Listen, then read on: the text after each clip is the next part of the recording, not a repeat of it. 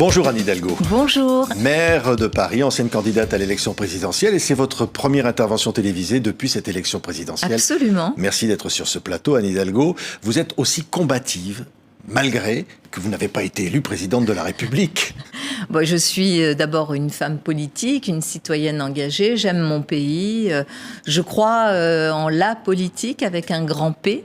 Et même si cette élection s'est évidemment mal déroulée pour moi et pour ma famille politique, pour autant, mes convictions sont là. Et je pense que les grandes crises que nous traversons, la crise climatique, la crise sociale et aussi la crise démocratique, doivent amener à non seulement dialoguer, parler, échanger, ce qu'on n'a pas pu faire pendant l'élection présidentielle. Vous dites que et pendant puis faire des orientations, et puis opter pour des orientations pour que notre pays s'en sorte. Le moins qu'on puisse dire, c'est que là, c'est quand même assez compliqué. Il n'y a pas eu le débat nécessaire dans cette élection présidentielle? Non, d'ailleurs, ça se paye aujourd'hui, puisqu'il y a eu une élection, elle a eu lieu. Il y a eu un vote, mais pas vraiment sur un projet clair concernant le président Emmanuel Macron. Non, il y a eu à nouveau une volonté de faire barrage à l'extrême droite. Tout ça se paye. Les Français et les Françaises sont évidemment des femmes et des hommes libres, et ils ont décidé aux législatives, non pas de se venger, mais de dire que c'est pas exactement ce qu'ils ont vécu pendant 5 ans et ce qu'ils ont vécu dans cette présidentielle qu'ils voudraient voir pour notre pays. Pour autant, la situation qui sort et de cette présidentielle et de ces législatives doit amener à se poser les bonnes questions. Et à choisir aussi des orientations dans le dialogue, dans le rassemblement des Françaises et des Français. Mais ça ne peut pas se faire sur des faux-semblants, sur des ambiguïtés, sur des choses comme la retraite à 65 ans. Ça ne peut pas se faire sur des choses qui ont été quand même aussi rejetées par une grande partie de la population. Ça veut dire que vous dites aujourd'hui, notamment sur la retraite, qu'Emmanuel Macron doit abandonner son projet, s'il veut un accord ou une union nationale ou quelque chose. Je pense que l'union nationale en soi n'est pas possible, ça n'a pas de sens, mais en revanche qu'il dise clairement sur quoi il veut faire une majorité. Est-ce que c'est sur son histoire de retraite? Ça se fera sans ceux qui ne défendent pas la retraite à 65 ans. Est-ce que sur la question écologique qui est quand même là, qui se pose, qui est une urgence absolue, qu'est-ce qu'il veut faire, avec qui il veut le faire? Je crois que maintenant, c'est entre ses mains. Il ne peut pas poser d'ultimatum. Il n'y a pas d'ultimatum qui vaille. C'est un ultimatum qu'il a posé à la télévision? Je crois qu'il n'y a pas d'ultimatum. Personne ne peut poser d'ultimatum vu la situation du pays et la situation politique. Donc voilà, il faut maintenant que l'on sache clairement avec qui et comment il veut gouverner et sur quoi il fixe ses priorités. Le pays ne va pas bien et il y a des urgences absolues sur la démocratie. Finalement, les Français ont fait la réforme de la proportionnelle sans passer par la réforme des institutions avec ce résultat aux législatives. Et puis, il y a des sujets internationaux, des sujets extrêmement importants. Et le sujet climatique, j'y reviens, qui est quand même un élément majeur qui devrait orienter nos politiques. Il y a une urgence absolue et c'est d'ailleurs ce que je vais porter en Afrique dans cette COP des villes. On va en parler dans un instant, mais la gauche social-démocrate que vous représentez, Anne Hidalgo, elle existe encore? Est-ce qu'elle a le visage de Jean-Luc Mélenchon aujourd'hui dans la NUPES? Cette gauche existe, évidemment. Elle est là. Elle doit continuer pour moi. Et d'ailleurs, si j'ai été candidate, c'est parce que je ne voulais pas qu'il y ait un effacement de cette gauche. D'ailleurs, je ne la qualifie même pas de raisonnable ou de responsable. C'est une gauche. Je suis une femme de gauche. J'ai pas attendu telle ou telle formation politique qui se dit plus à gauche que moi pour faire une politique de gauche écologiste à Paris en tant que maire. Et je crois que ça m'est reconnu. Mais cette gauche-là, elle existe et elle doit être non seulement respectée, mais elle doit s'affirmer elle-même. Moi, je compte beaucoup sur, et je suis très heureuse que Boris Vallaud soit président du groupe socialiste à l'Assemblée nationale, parce que c'est quelqu'un qui a bossé, qui bosse, qui est aussi un rassembleur, qui est quelqu'un que j'apprécie énormément, qui a été très engagé dans ma campagne. Et lui, il est resté engagé engagée jusqu'au bout, vraiment, avec beaucoup de courage. Donc cette gauche-là, qui existe aussi dans les collectivités, parce que la vie politique, elle va se faire à l'Assemblée, mais elle va continuer à se faire dans les exécutifs et dans les grandes collectivités territoriales. Cette gauche-là existe. Je ne suis pas là pour opposer les gauches, parce qu'évidemment, il y a une volonté d'union et les Français l'ont exprimé, notamment dès le premier tour de la présidentielle, avec ce vote utile dont j'ai pâti, tout comme aussi Yannick Jadot ou Fabien Roussel. Mais cette offre politique-là, elle existe, elle est présente et elle doit aussi être là pour inspirer le débat. En même temps, ce qui se passe là, qui est quand même extrêmement nouveau, doit nous amener à repenser différemment.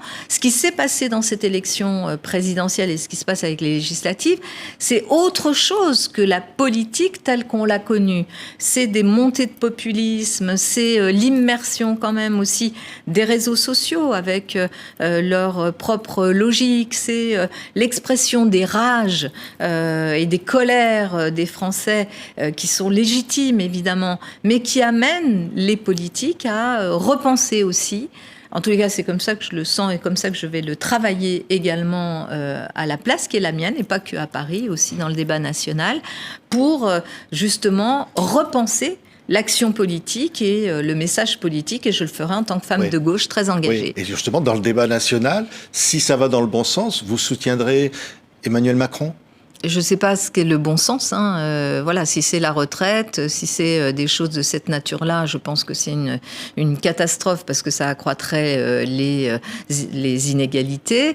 S'il ne donne pas plus d'élan à une politique réellement écologique, de transition, de transformation, de planification écologique, je ne pourrais pas soutenir. S'il y a des sujets sur lesquels on peut s'entendre, évidemment, je suis quelqu'un de pragmatique. Mais enfin, ce que j'ai entendu pendant cette campagne ne me rassure pas. Et ce que j'ai entendu de lui sur ce qu'il a compris du message des Français lors des législatives ne me rassure pas beaucoup non plus.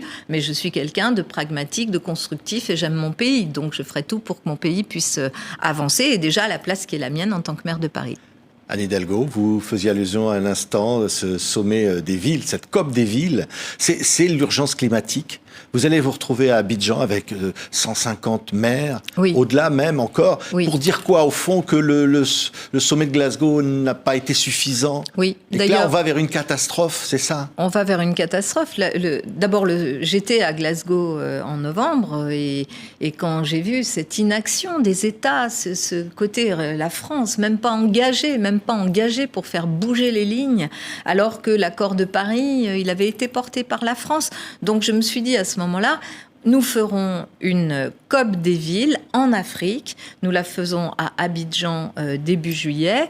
Pourquoi COP des villes ? Parce que les villes, elles agissent. Elles sont à une échelle où la réalité ne leur échappe pas. Parce que si vous ne regardez pas la réalité, elle vous éclate à la figure. Et donc, je vois des maires africains qui sont la gouverneure de Nouakchott, qui est confrontée régulièrement et à la sécheresse et à des épisodes d'inondation. Je vois des maires qui sont en Afrique et ailleurs, qui travaillent sur la question des déchets, comment les recycler, comment faire en sorte qu'ils aient le moyen de le faire. Et puis l'eau, et puis les questions de santé qui sont très liées aux questions climatiques. Et donc, bien sûr qu'il faut à la fois mettre sur la table toutes les solutions qui sont inventées au quotidien par les collectivités, par les citoyens, les associations et aussi un certain nombre d'entreprises, les faire non seulement émerger, les rendre visibles, mais aussi pousser les États à agir. Parce que les collectivités, souvent, elles sont réduites soit à des rôles de contre-pouvoir, soit à des rôles de pas grand-chose. Oui. Il y a un risque de fracture, d'ailleurs, dans cette situation-là. Oui. C'est vrai que je le vois d'ailleurs même avec des villes européennes, puisqu'il y aura beaucoup de maires de villes européennes qui seront présents aussi à Abidjan. On est en train de se battre à l'échelle européenne pour dire, et la Commission a une écoute très attentive, pour dire à la Commission, si l'aide ne vient pas directement, par exemple les investissements pour la transition écologique ne viennent pas directement vers les collectivités et les pouvoirs locaux, alors il y aura de la perte en ligne. Alors ça ne marchera pas. Et je le sais, pour beaucoup de commissaires européens, rejoignent cette appréciation et aimeraient aussi qu'il y ait beaucoup plus d'accès direct.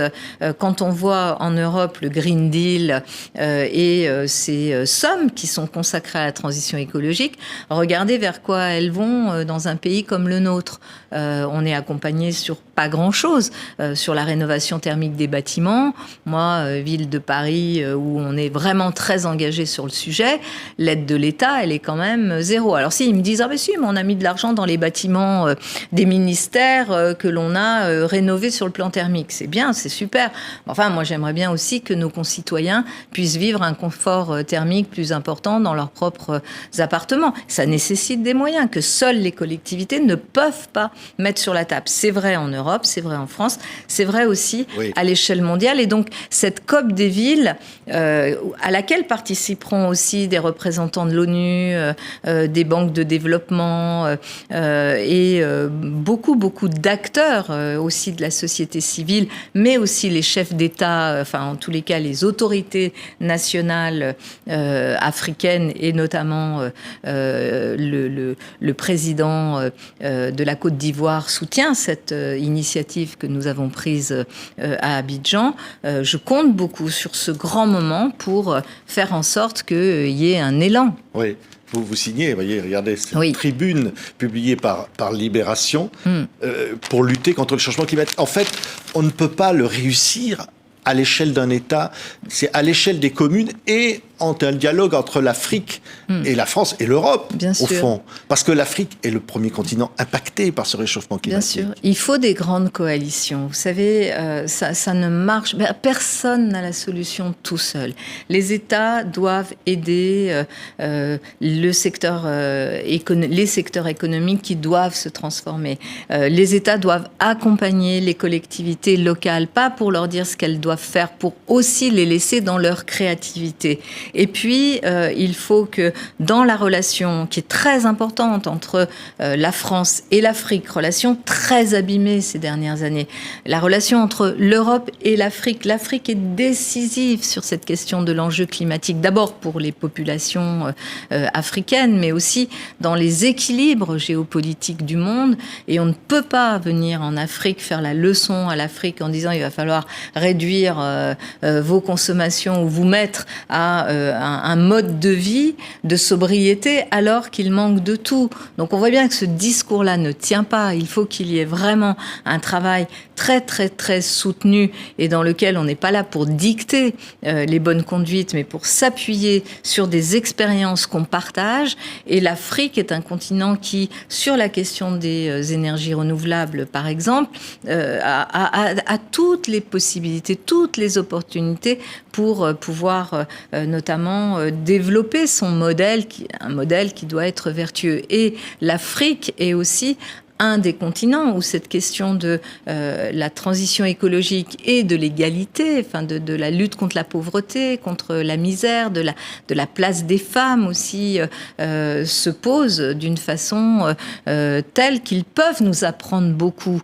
et donc travailler ensemble. Et c'est d'ailleurs ce que fait l'Association internationale des maires francophones, que j'ai l'honneur de présider, puisque nous sommes très soutenus par l'Union européenne, qui est un de nos gros bailleurs de fonds, qui sait très bien que l'AIMF est un point de contact très positif avec l'Afrique, qui ne vient pas donner de leçons, puisqu'il y a beaucoup d'initiatives qui se font sud-sud et pas simplement nord-sud, et que là, il y a un espace de diplomatie, de travail, sur un sujet aussi crucial que celui de la transition écologique, de la crise climatique, qui fait que nous agissons. Voilà. Mais pour agir, il faut qu'il y ait une conscience. Et malheureusement, je vais vous le dire, moi, ça fait quand même des années maintenant que je travaille sur ces sujets, que j'essaye de faire bouger les choses et que j'ai fait déjà à l'échelle de ma ville.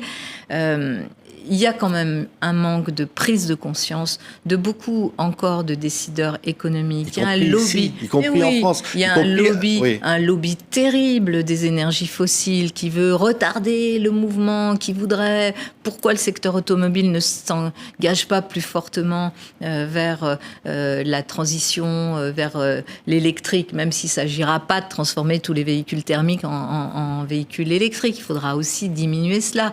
Mais pourquoi ça ne va pas plus vite? Parce qu'il y a quand même des intérêts très très puissants qui essayent de retarder le travail, y compris à Bruxelles, y compris dans les ministères, pour que on retarde le moment de bascule vers cet autre monde qui doit s'appuyer sur les énergies renouvelables et sur une plus grande sobriété aussi. Oui, un mot encore, ce blocage en France, ça peut avoir des conséquences sur cette action contre le réchauffement climatique, blocage politique éventuel. On le voit très bien, hein, on voit bien, on sait que même si heureusement l'Europe a pris des décisions sur par exemple la sortie des moteurs thermiques, on voit bien tout ce lobby qui est fait à Bruxelles par le lobby des énergies fossiles qui essaye de retarder le mouvement et qui, y compris, explique à longueur de journée que on ne pourra pas basculer vers un modèle plus vertueux. Vous savez, moi je le dis souvent, hein, je l'ai dit déjà à plusieurs reprises, c'est pas un scoop, mais en 2014, quand j'ai été élue maire,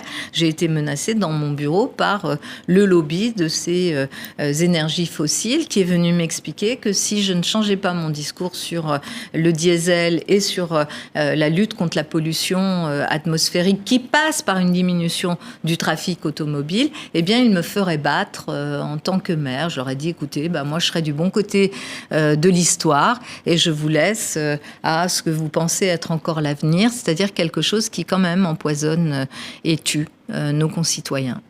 Merci beaucoup, Anne Hidalgo. Merci à vous. Pour cette première interview télévisée depuis l'élection présidentielle. Merci. À la fin du mois, donc la COP des villes à Abidjan. Merci. Merci.